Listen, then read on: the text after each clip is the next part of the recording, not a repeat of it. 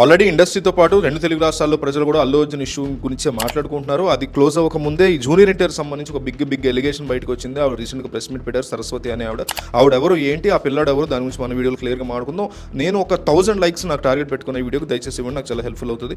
Junior ఎన్టీఆర్కి సంబంధించి వస్తున్నటువంటి బిగ్గెస్ట్ న్యూస్ అదేంటంటే ఇది చాలా ఘోరం కింద కన్సిడర్ చేయాలి ఒకవేళ నిజమైతే. ఎందుకంటే దేవరా అనేటువంటి మూవీ రిలీజ్కి ముందు కౌశిక్ అనేటువంటి వ్యక్తి నుంచి ఫ్యాన్స్ నుంచి జూనియర్ ఎన్టీఆర్కి ఫోన్ ఏంటంటే వాళ్ళ అమ్మగారి పేరు సరస్వతి, వాళ్ళ నాన్న శ్రీనివాస, ఆయన టీటీడీ ఎంప్లాయీ. అయితే విషయం ఏంటంటే జూనియర్ ఎన్టీఆర్ యొక్క అభిమాని పిల్లడు. సో జూనియర్ ఎన్టీఆర్ యొక్క అభిమానులు అతనితో వీడియో కాల్ చేయించారు. అభిమాన సంఘాలు ఉంటారు కదా వాళ్ళు. పరిస్థితి ఏంటంటే కౌశిక్ చావు బతుకుల మధ్య ఉన్నాడు. అతను దేవర సినిమా చూసి చనిపోదాం అనుకుంటున్నాడు. అతను అంత పెద్ద ఫ్యాన్, మీకు చివరిసారి జూనియర్ ఎన్టీఆర్ని కలవాలనుకుంటున్నాడు అనేటువంటి, అంటే ఆయన అప్పుడు దేవర సినిమా ఈ ఉంటాయి కదా ప్రమోషన్స్లో బిజీగా ఉండటం వల్ల వీడియో కాల్ చేశారు. ఆ వీడియో కాల్లో నేనున్నా మీ బిడ్డకి ఏం కాదు, నువ్వు దేవరా సినిమా చూస్తావు, లేచి చూస్తావు, నీ హెల్త్ సెట్ అవుతుందని భరోసా ఇచ్చారు. కొంచెంసేపు మాట్లాడి కూల్ అక్కడ అయిపోయింది ఆ కాల్. అయితే ఇప్పుడు ఏమైంది, రీసెంట్గా సరస్వతి మీడియా ముందుకు వచ్చి తన కొడుకు పరిస్థితి బాగాలేదని, పిల్లాడు తిరుపతిలో ఉంటారు వీళ్ళు, ఎమరాల్డ్ కాలేజ్లో అతను సెకండ్ ఇయర్ చదువుతున్నాడు, డిగ్రీ, అతను 19 సంవత్సరాలు.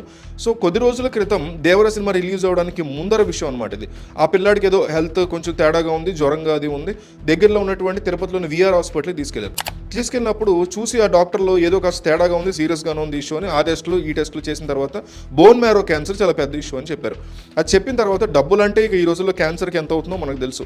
ఎలాగా ఏంటి అనుకున్నప్పుడు అతను తిరుపతి దేవస్థానం సంబంధించినటువంటి ఎంప్లాయీ కాబట్టి 40 లక్షల వరకు ఇచ్చారంట, చాలా పెద్ద అమౌంట్ ఇచ్చినట్టే.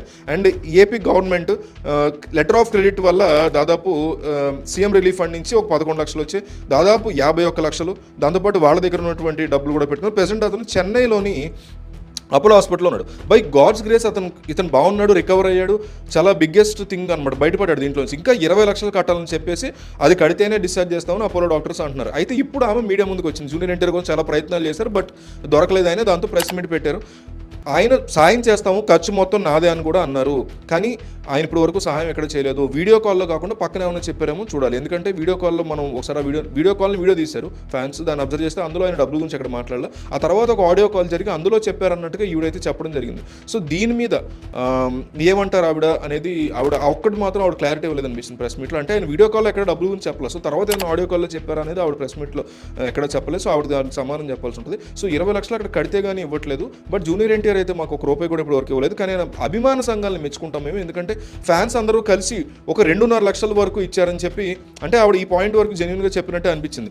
అంటే తిరుపతి దేవస్థానం వాళ్ళు 40 లక్షలు ఇవ్వడం, ఏపీ గవర్నమెంట్ సంబంధించి సీఎం రిలీఫ్ ఫండ్ నుంచి ఒక 11 లక్షలు, ఫ్యాన్స్ ఇచ్చినటువంటి 2.5 లక్షల రూపాయలు ఇవ్వడం, వీటన్నిటి గురించి వీళ్ళ దగ్గర డబ్బులు ఇవన్నీ కలిసి దాదాపు ఒక 55 లక్షల వరకు ఖర్చు పెట్టుకుని ప్రాణాంతకమైనటువంటి రోగం కదా పెట్టారు. డబ్బు అయితే పెట్టారు, ఇంకా 20 లక్షలు పెడితేనే ఇస్తామని వాళ్ళు అక్కడ డాక్టర్లు పరిస్థితుంది. సో జూనియర్ ఎన్టీఆర్ సాయం చేస్తా ఉన్నారు కదా అని మేము ప్రయత్నాలు అయితే చేసాము, ఆయన మాకు అవైలబుల్గా రావట్లేదు, అందుకే నేను ప్రెస్ మీట్ పెట్టాల్సి వచ్చింది అనేటువంటి మాట ఆవిడ అంటున్నారు. అయితే ఇందులో మనం రకరకాల థింగ్స్ని చూడాలి. రీసెంట్గా కూడా శ్రీతేజ్కి సంబంధించి ఏదైతే రేవతి వాళ్ళ అబ్బాయి ఉన్నాడో వాళ్ళ ఇష్యూకి సంబంధించి 25 లక్షలు ఇస్తామని అల్లు అర్జున్ మాట ఇచ్చి, డబ్బులు ఇచ్చేటువంటి టైంలో 10 లక్షలు ఇచ్చి మిగతా 15 లక్షలు ఇవ్వాలంటే కేసు వెనక్కి తీసుకోవాలంటూ వాళ్ళు అన్నారు అన్నట్టు ఎలిగేషన్స్ అయితే వచ్చి, అన్నారని అంటారు అన్నట్టుగా ఎలిగేషన్స్ అయితే చాలా స్ట్రాంగ్గా వచ్చి, ఎవరో ఫేస్బుక్లో అక్కడ పోస్టులు పెట్టారు, మీడియాలో కూడా రకరకాల వార్తలు వచ్చి, దానికి మళ్ళీ అక్కడ తన ప్రెస్ మీట్లో అల్లు అర్జున్ సమాధానం అయితే చెప్పలేము, మేము అట్లా అనలేదు అని.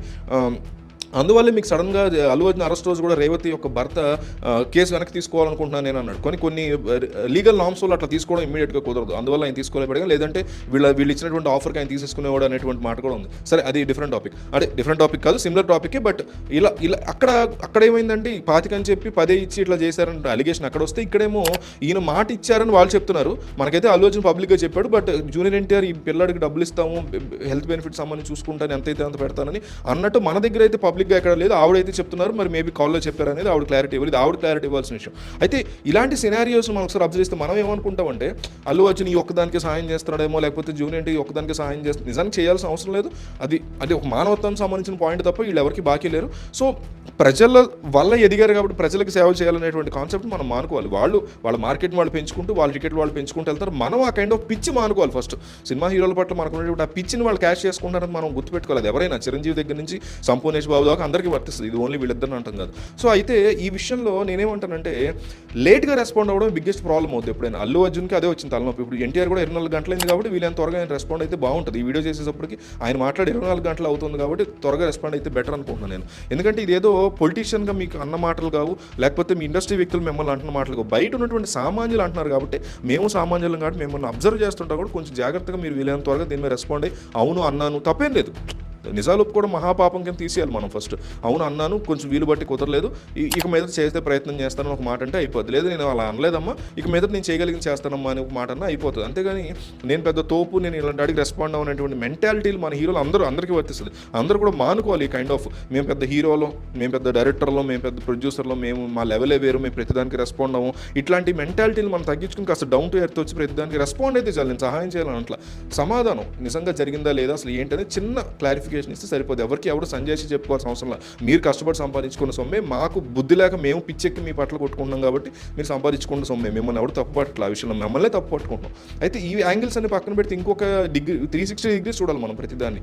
ఇక్కడ మనం చూడాల్సిన ఇంకొక 2 ఇంపార్టెంట్ థింగ్స్ ఏంటంటే, ఒకటి ఒక బోన్ మ్యారో క్యాన్సర్ని సాల్వ్ చేయడానికి ఒక ప్రైవేట్ హాస్పిటల్లో 70 లక్షలు ఒక సామాన్యుడు ఖర్చు పెట్టుకుని, అది కూడా అందరినీ అడిగి, అందరినీ దేబరించి, అందరి దగ్గర ఫండ్స్ కలెక్ట్ చేసుకునేటువంటి పరిస్థితి ఎందుకు తీసుకొస్తున్నాయి ప్రభుత్వాలు? క్యాన్సర్ విషయంలో ఎందుకు రూట్ కాజెస్ని ఫైండ్ అవుట్ చేయట్లేదు వీళ్ళు?